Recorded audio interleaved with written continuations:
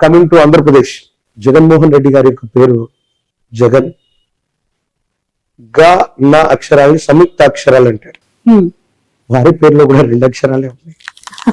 అంటే జాదీసి only gun అని పెట్టాలా జగన్ గారికి? జగన్ అంటే గా అన్నటువంటిది సంయుక్తము, అంటే ఒక అక్షరంతో మరో సగం అక్షరం కలిసిపోతే దాన్ని సంయుక్తాక్షరం అంటారు తెలుగులో. సో జగన్మోహన్ రెడ్డి గారి యొక్క పేరులో కూడా ఒక రకంగా ఆ విధంగా తీసుకుంటే అవి 2 అక్షరాల కింద లెక్క. రాబోయేటువంటి శాసనసభ ఎన్నికల్లో ఆంధ్రప్రదేశ్కు సంబంధించినటువంటి ఎలక్షన్స్ లో వై నాట్ 175 అని జగన్మోహన్ రెడ్డి గారు ముందుకెళ్తూ ఉండొచ్చు దాకా.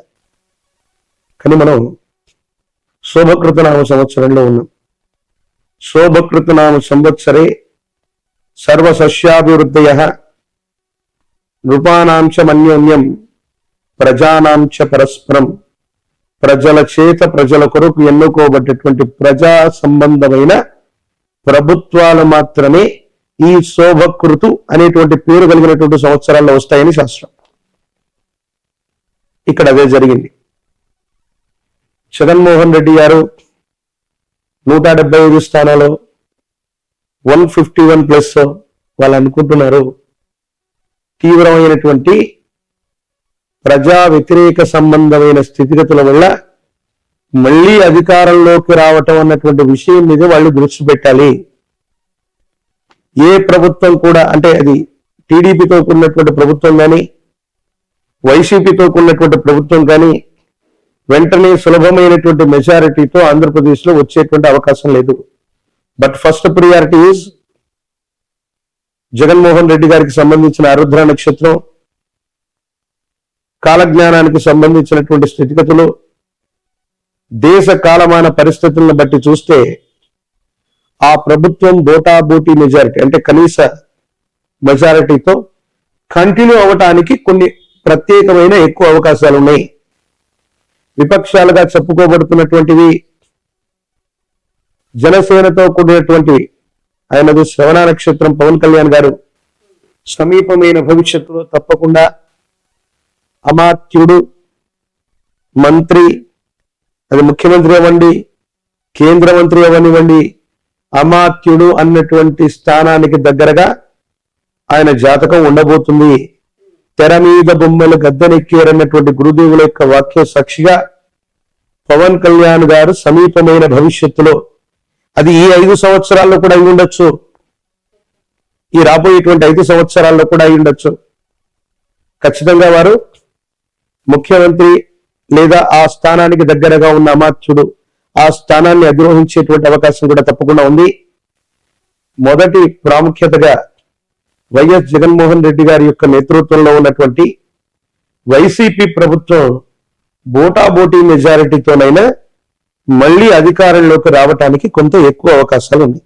అవకాశాలు జగన్ ఉన్నాయంటున్నారు, పవన్ కళ్యాణ్ గారికి కూడా లేకపోలేదు అంటున్నారు. ఎలా సాధ్యం అవుతుంది? వైసీపీ ప్రభుత్వం వస్తుంది, అవకాశం అంటే జగన్మోహన్ రెడ్డి గారితో పవన్ కళ్యాణ్ గారు కలిసి పనిచేయకూడదా? అవకాశాలు ప్రస్తుతం ఏపీలో కనిపిస్తున్నాయి. ఒకవేళ జగన్మోహన్ రెడ్డి గారి యొక్క ప్రభుత్వం బోటాబోటీ చెప్తా, 2009 సంవత్సరంలో ప్రజారాజ్యం పార్టీ వచ్చింది. దేనికి వ్యతిరేకంగా వచ్చింది? ఈ ప్రాంతీయ పార్టీ దేశంలో అధికారంలో ఉన్నటువంటి కాంగ్రెస్ కి. అందరూ చిరంజీవి గారి యొక్క జీవితాన్ని, రాజకీయ జీవితాన్ని గొప్ప ఫెయిల్యూర్ అంటారు. నేను చెప్తాను అది చాలా సక్సెస్ఫుల్, అది ఎవరికి సాధ్యం కాని అంశాన్ని ఆయన చేశారు. ప్రజారాజ్యం పార్టీ పెట్టారు, ఎమ్మెల్యే అయ్యారు 5 ఏళ్లలోనే, అంటే పెట్టిన వెంటనే ఎంపీ, రాజ్యసభ అయ్యారు, కేంద్ర మంత్రి కూడా అయ్యారు. 5 సంవత్సరాల తర్వాత పార్టీ విలీనమైంది. ఎన్టీఆర్ గారు కూడా ఇటు దేశంలో ఇటు రాష్ట్రంలో చక్రం తిప్పగలిగినటువంటి స్థితి ఎన్టీఆర్ గారికి కూడా లేదు. పార్టీ పెట్టారు, ముఖ్యమంత్రి అయ్యారు అంతే.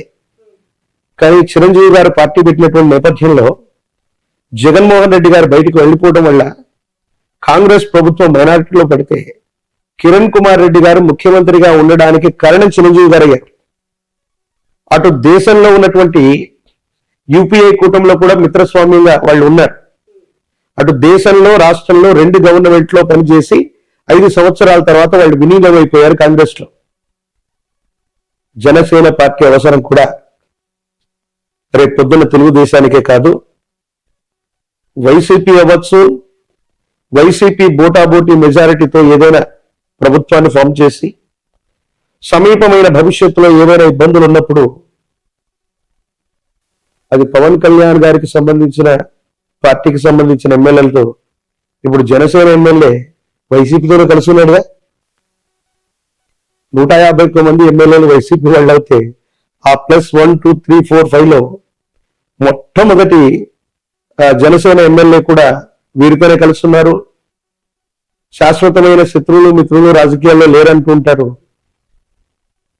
ఈసారి వైసీపీ ప్రభుత్వం ఒకవేళ వ్యవస్థీకృతమై గవర్నమెంట్ ని ఫామ్ చేసిన 5 సంవత్సరాల్లోపు ఏదైనా అస్థిరమైనటువంటి ప్రభుత్వం ఏర్పడితే పవన్ కళ్యాణ్ గారి యొక్క నేతృత్వంలోని జనసేన కూడా భాగస్వామ్యం అవ్వచ్చు, లేదా వీటన్నిటికీ కూడా సమీప భవిష్యత్తులో ఆల్టర్నేట్ గా ఉండి జనసేన సొంతంగా అవకాశం, అంటే మళ్ళీ రాబోయే 5 సంవత్సరాల అటు ఇటుగా సొంతంగా వాళ్ళుగా ప్రభుత్వాన్ని ఏర్పాటు చేయగలిగిన స్థితి కూడా ఖచ్చితంగా ఉంది. ఖచ్చితంగా పవన్ కళ్యాణ్ గారు జీవితకాలం అంటే మళ్ళీ ఎక్కువ వెళ్ళనుకునేరు 5 సంవత్సరాల కాలానికి అటు ఇటుగా. చాలా మంది ఆయన జాతకం గురించి ఏదో చెప్తున్నారు. ఒక్క రోజైనా ఒక్క క్షణమైనా ముఖ్యమంత్రి ఆ అమాత్యుడు అన్నటువంటి ఆ స్థానంలో ఖచ్చితంగా కూర్చునే అవకాశం కనబడుతుంది. Okay, right.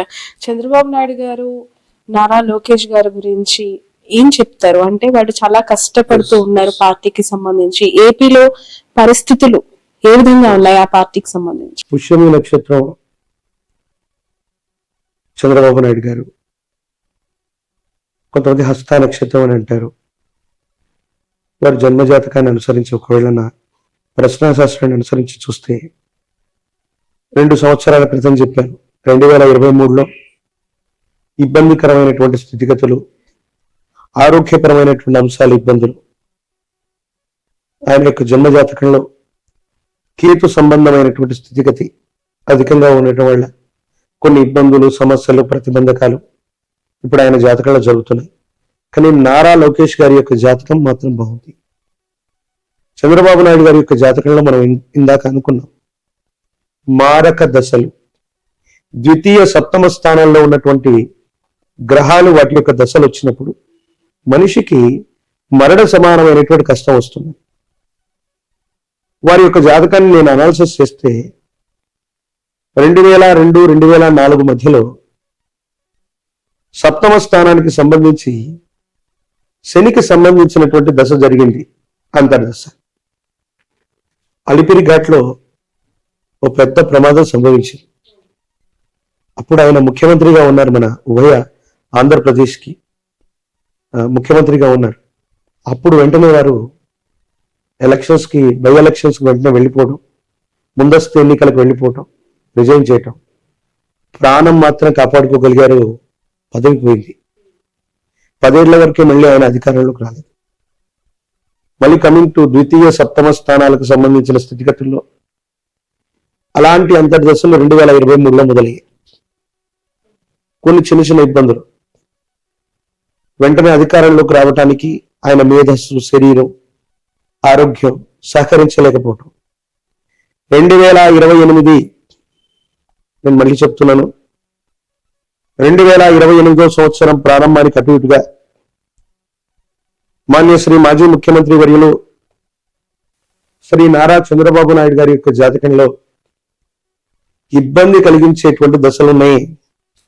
ఆరోగ్యపరంగా కానీ, మరణ సమానమైనటువంటి కష్టాలు కానీ, తీవ్రమైనటువంటి ఇబ్బంది కలిగించేటువంటి గ్రహగతులు 2028 ప్రారంభంలో ఆయనకు సంబంధించిన వ్యక్తిగతమైనటువంటి జాతకం, నాకు తెలిసినటువంటి ప్రశ్నాశాస్త్రాన్ని సంయుక్తం చేసుకుంటే ఇప్పటికే ఆయనకు సంబంధించిన కొన్ని విషయాల్ని భవిష్యత్తుకు సంబంధించి నేను ప్రెడిక్ట్ చేసి చెప్పడం జరిగింది. మళ్ళీ కూడా చెప్తున్నాను, ఈ ఉభయ తెలుగు రాష్ట్రాల్లో, ఈ హైదరాబాద్ లో సైబరాబాద్ సిటీ ఉంది అంటే, అత్యాధునిక సాంకేతిక పరిజ్ఞానం మన భాగ్యనగరంలో ఉంది అంటే ఒక గొప్ప అడ్మినిస్ట్రేటర్. ఆంధ్రప్రదేశ్ రాష్ట్రంలో అమరావతి రావాలన్నా, దేశం మొత్తం గర్వించదగినటువంటి రాజధాని నగరం ఉండాలన్నా అలాంటి గొప్ప వ్యక్తి అధికారంలోకి రావాలి. కానీ వారికి సంబంధించినటువంటి వ్యక్తిగతమైనటువంటి జాతకంలో ఉన్న ఇబ్బందులు, గోచార పరిస్థితులు, కొన్ని ఇతర కారణాలు, దేశ కాలమాన పరిస్థితులను బట్టి విశేషవంతమైనటువంటి జనాకర్షణ కలిగి ఉన్నా కూడా చివరి నిమిషంలో ఏదైనా ఇబ్బంది కలిగే అవకాశం ఉంది. అలాంటి వ్యక్తి అధికారంలోకి రావాలని మనమందరం కూడా సామాన్యమైనటువంటి ప్రజానికంగా మనం కోరుకోవాలి తప్ప వారి జాతకాన్ని అనుసరించి చూస్తే మాత్రం కొంచెం ఇబ్బంది ఉంది. రైట్. ఇక్కడ బిఆర్ఎస్ పరిస్థితి ఏంటి? కేసీఆర్ గారి ఆరోగ్యం కావచ్చు, కేటీఆర్ గారి లీడర్షిప్ అవ్వచ్చు, ఇకపై ఆశ్లేష నక్షత్రం, కర్కాటక రాశి, అష్టమ శని ప్రభావం ఒకటి కేసీఆర్ గారి యొక్క జాతకంలో ఉంది. గురు సంబంధమైనటువంటి బలం తక్కువగా ఉంది. ఆరోగ్యం, వ్యక్తిగతమైన జీవితం, భద్రతాపరమైనటువంటి విషయాలు, వీటిలో కొన్ని ఇబ్బందులు వచ్చేటువంటి అవకాశం ఉంది. ఇప్పటికే వారికి ఎముకలకు సంబంధించినటువంటి సర్జరీ కూడా ఏదో జరిగినట్టుగా. కేటీఆర్ గారి మృగశిర నక్షత్రం, సమీపమైనటువంటి భవిష్యత్తులో వారసత్వ రాజకీయాల్లో ఒక వ్యక్తి యొక్క పేరును నిర్ణయించగలిగితే బిఆర్ఎస్, భారత రాష్ట్ర సమితి మనుగడ అన్నటువంటిది బాగానే ఉంటుంది. కానీ కేసీఆర్ గారి యొక్క జాతకంలో మళ్ళీ ఆయన నేతృత్వంలోని బిఆర్ఎస్ ముఖ్యమంత్రి లేదా మళ్ళీ మూడోసారి ఆయన అధికారంలోకి వచ్చేటువంటి స్థితిగతులు ఆయన జాతకంలో ఖచ్చితంగా మళ్ళీ అవకాశాలున్నాయి. అంటే వచ్చే 5 ఏళ్లలో అని చెప్పలేం. ప్రస్తుతానికి రేవంత్ రెడ్డి గారి యొక్క నేతృత్వంలోని ఈ ప్రజాస్వామ్య వ్యవస్థలో సుస్థిరమైన ప్రభుత్వం ఉండాలని మనం కోరుకుంటున్నాం. కానీ ఏదైనా కారణాల వల్ల కేసీఆర్ గారి యొక్క నేతృత్వంలోని బిఆర్ఎస్ కానీ, కేటీఆర్ గారి యొక్క నేతృత్వంలోని బిఆర్ఎస్ కానీ ఈ 5 సంవత్సరాల్లో మళ్ళీ ఏదైనా అటువంటి అవకాశాన్ని చేజెక్కించుకునే అవకాశం ఉంది. అలాగే ఇదే కుటుంబానికి సంబంధించిన హరీష్ గారి యొక్క నేతృత్వంలో, హరీష్ రావు గారు, నాట్ ఓన్లీ బిఆర్ఎస్, ఆయన ఖచ్చితంగా తన జీవిత కాలంలో ముఖ్యమంత్రి పదవి అధిరోహించగలిగినటువంటి సంభావ్యత వారి జాతకంలో ఉంది. హరీష్ రావు గారు అంటే కేసీఆర్ గారి యొక్క కుటుంబం నుంచి 1 నుంచి 3 ముఖ్యమంత్రుల్ని, అంటే కేసీఆర్ గారు ఆల్రెడీ ముఖ్యమంత్రి అయ్యారు, మరో 1 లేదా 2 ముఖ్యమంత్రులు ఆ కుటుంబం నుంచి రాబోతున్నారు. బిఆర్ఎస్ భవితవ్యానికి ఎటువంటి ఇబ్బంది లేదు. టిఆర్ఎస్ బిఆర్ఎస్ గా మారిందనో, బిఆర్ఎస్ టిఆర్ఎస్ గా మారిందనో ఇది జరుగుతుందని చాలా మంది మాట్లాడుకుంటారు, అది వేరే సంగతి. హరీష్ రావు గారు, కేటీఆర్ గారు భవిష్యత్తులో ముఖ్యమంత్రి స్థానాన్ని అధిష్ఠించగలిగిన స్థితిగతుల్లో ఉన్నారు. కానీ హరీష్ రావు గారు బిఆర్ఎస్ నుంచే ముఖ్యమంత్రి అవుతారని నేను చెప్పాను. ఓకే. అంటే ఆ పార్టీ నుంచి బయటకు వచ్చే అవకాశం ఉందంటారు. అంటే దేశ కాలమైన పరిస్థితులను బట్టి, అప్పుడున్న అవకాశాన్ని బట్టి బాంబు పేల్చారు ఇప్పుడు మీరు. యాక్చువల్లీ బిఆర్ఎస్ ముఖ్యమంత్రి అవుతారు కానీ బిఆర్ఎస్ నుంచి కారు అది ఎందుకు అనవలసి వచ్చిందంటే, కేసీఆర్ గారు భవిష్యత్తు వారసుడిగా కేటీఆర్ నే ప్రకటిస్తారు. ప్రస్తుతానికి ప్రధాన కార్యదర్శి అవ్వచ్చు, లేకపోతే అధ్యక్షుడి తర్వాత సౌతీసు స్థానంలో కేటీఆర్ గారే ఉన్నారు. ఎవరైనా ముఖ్యమంత్రి అవ్వాలి అంటే పార్టీ నిర్ణయ ప్రకారంగా అధ్యక్ష స్థానంలో ఒక వ్యక్తిని ఎన్నుకోవాలి. అది శాసనసభకు అధ్యక్షుడు లేదా పార్టీ ఎమ్మెల్యేలన్నీ కలిసి. ఆ అవకాశం హరీష్ రావు గారికి వచ్చే అవకాశం ఉంటుందని నేను అనుకో. కానీ ఖచ్చితంగా హరీష్ రావు గారు సమీప భవిష్యత్తులో తెలంగాణకు సంబంధించిన ముఖ్యమంత్రిగా వారు ఉండబోతున్నారు. వరంగల్, మిర్యాలగూడ, తుని మీ ఆశీర్వాదంతో ఒకే రోజు 3 షోరూంలు ప్రారంభిస్తున్నాం. ఇంతవరకు డబ్బులు వృధా చేసింది చాలు. తప్పకుండా మీ లలిత జ్యువెలరీలో ఎస్టిమేట్ స్లిప్ తీసుకోండి. మీకు నచ్చిన నగను ఫోటో తీసుకోండి. మార్కెట్ ధరతో పోల్చండి. ఎక్కడ ధర తక్కువో అక్కడే కొనండి. Warangal, Hanamkonda, Rayapura main road, Miryalaguda, Sagar road, Tuni market main road. డబ్బులు ఎవరికి ఊరికే రావు. ప్రారంభోత్సవ ఆఫర్. బంగారు నగలపై తరుగులు 2% తక్కువ. వజ్రాభరణాలు క్యారెట్ కు 6,000 తక్కువ.